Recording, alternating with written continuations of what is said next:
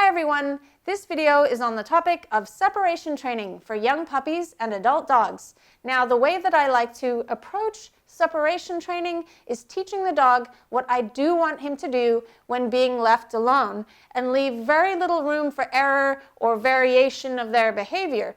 So the way that I'm going to approach it is to teach the dog to think, to go and settle and take a nap in his bed. You can also, along with this training, teach your dog to play with toys on his own and chew on bones on his own, and then in the pen that you leave your dog, you can leave bones and chews so they can have a choice of whether they want to take a nap or play with their toys. But with the initial training, I like to focus on teaching the dog that when he's having time separated from you, it's time to relax and take a nap. This training plan of teaching the dog exactly what you do want him to do leaves little room for error and will make the dog less likely to vocalize, use his bed as a chew toy, learn to put his feet up, or try to dig and bite at the enclosure. All of these are natural behaviors a dog might offer without any training when being put behind a barrier. Oftentimes, trainers will simply put a dog in a pen and suggest ignoring the behaviors you dislike.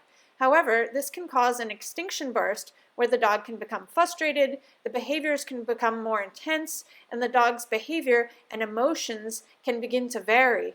This is not the best plan to teach a dog to be calm and enjoy being left alone. The best plan is reinforcing the behaviors you do want your dog to do. Step 1. Reinforce a settle and calmness around food. By reinforcing a settle and calmness around food first, it will make it easier for the dog to be calm and relaxed during the separation training. It will make it easier to add duration as well as your movement away from the dog.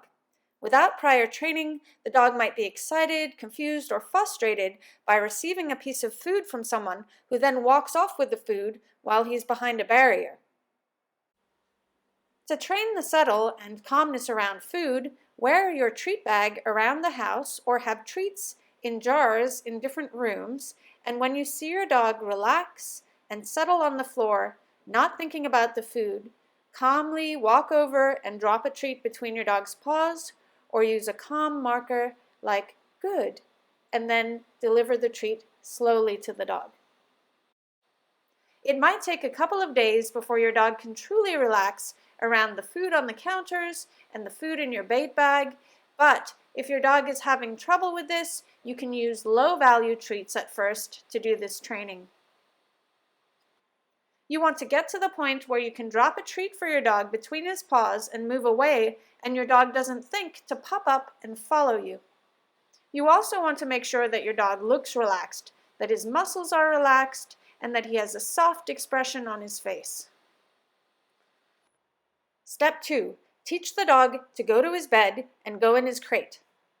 By teaching and reinforcing your dog for going to his bed, this will make the bed a visual cue for the dog to move toward and relax on when left alone in the future. You can work on teaching the dog to go to his bed and go in his crate as you work on step 1 by practicing them at different times during the day. Check out the written description below for full tutorials on how to teach your dog to go to his bed, as well as how to teach your dog to go in his crate. I suggest first working on teaching your dog to go to his bed, and then putting the bed inside the crate. To create clarity, I suggest having a cue to tell your dog to go into the crate, as well as a cue to tell your dog when it's time to come out of the crate. Alden! Good boy. Step 3. Add duration while next to the pen or crate. Now you can practice the settle in the bed while inside the pen or crate. If you have a pen like this one, you can sit in the pen with your dog if you have a dog that you think might whine if you're on the outside of the pen, and work on the duration of the settle in the bed while in the pen. Now you can use a book or a phone to entertain yourself, and when you see your dog looking relaxed and all sleepy, you can mark by saying "good" and then reinforce with a treat, or simply calmly move and feed your dog a treat. And the slower you move your hand, the calmer he's going to be, rather than if I say, "Good, here you go, boy. Yeah, good job, nice settle. Good job." Sorry, halo. You can practice this exercise while in the living room watching TV or working on your computer. If you have a puppy that whines or barks or panics when you walk away from them while they're in a pen, I suggest setting up the pen and sitting next to the pen just out of reach so they can't bite you or mouth at your clothing through the pen. And then when you see your puppy settle, you can reinforce your puppy by either slowly dropping a treat between their paws or dropping it from above. But it's a lot calmer if you go very slowly like that. Step 4. Add movement away from the enclosure. By reinforcing the dog for relaxing behind the barrier when you move around the room, it will help teach him the concept of relaxing when something stimulating is going on that he can't reach. This is a great exercise for all dogs, especially those that can get easily aroused or frustrated when they cannot reach what they want to interact with. This step will also help teach a dog to relax when you walk out a door and he cannot come with you. At first, move slowly and calmly while near the pen or crate and mark and reinforce your dog for relaxing on his bed. You can use a clicker for this exercise if your dog remains calm when hearing the clicker, but if it excites your dog, I suggest using a calm marker word like good before then moving slowly to drop a treat between your dog's paws. You can practice moving around the room, sitting on different pieces of furniture, talking to family members, interacting with different objects in the room, and then returning to reinforce your dog. Every once in a while, you can go and stand next to the crate and release your dog calmly from the crate. I don't suggest releasing your dog from the crate when you're at a distance, and that you always release your dog from the crate when you're standing right next to it in a very neutral, boring manner. What to do if your dog gets up or starts to do a behavior that you don't want him to. I suggest that if you're doing a training session and your dog gets up and puts his paws up on the barrier or starts whining and barking, I don't suggest that you should assume that if you ignore the dog that they'll stop doing it and think to relax and be calm in their pen. Instead, I would quickly interrupt that behavior and then lower criteria so that it's easier for the dog and that the dog doesn't start to think to start offering those behaviors when he doesn't know what to do. Another problem with ignoring unwanted behavior and then reinforcing the behavior you do want is that you can sometimes create a behavior chain where the dog first offers the behavior you don't like before they offer the behavior that you do want. If your dog gets up to follow you and he doesn't yet know to offer the behavior of going back in the crate, you can lure your dog into the down position and then drastically reduce criteria. So if you took 20 steps away from your dog and that made him get up, just take a couple of steps away from your dog and reinforce your dog to get him back to the point where he's feeling comfortable and relaxed being in the crate while you move away. Another technique you can use if the dog gets out of the crate to follow you is to stand or sit next to the crate and see if the dog offers going back inside the crate to begin the training game again. Once your dog is successful with the door open, you can practice with the door closed. If at any point the dog gets up or looks worried and wants to come out of the crate or pen, you can either open the door calmly or open the door and go and sit in the pen with the dog so that he can calm down and realize that he's not trapped inside the pen. To make it easier for the dog, when you're first working on the noises of the door opening and closing, you can be in the pen with your dog or have your dog on the outside of the pen so the dog doesn't suddenly feel trapped when he's seeing the door open and close for the first few times. So every time the door makes a noise, you can say good and then go to feed your dog a treat. Good. Step 5, alone time. When you start leaving your dog unattended, it's important to use a safe setup for your dog.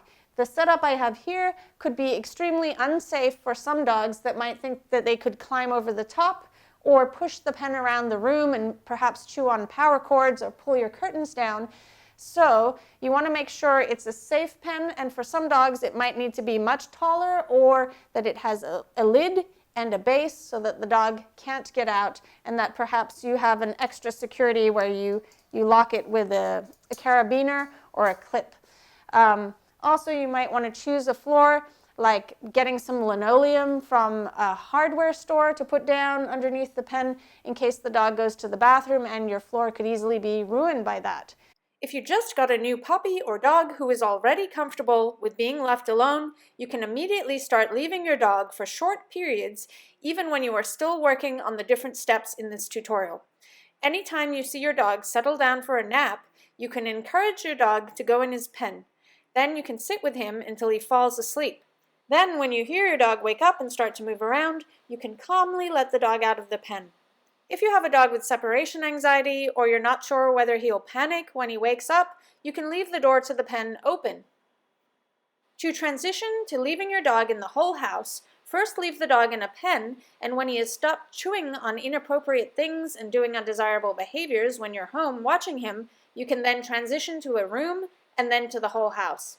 When you change the picture, go back to leaving the dog for short periods at first and be home to monitor his behavior.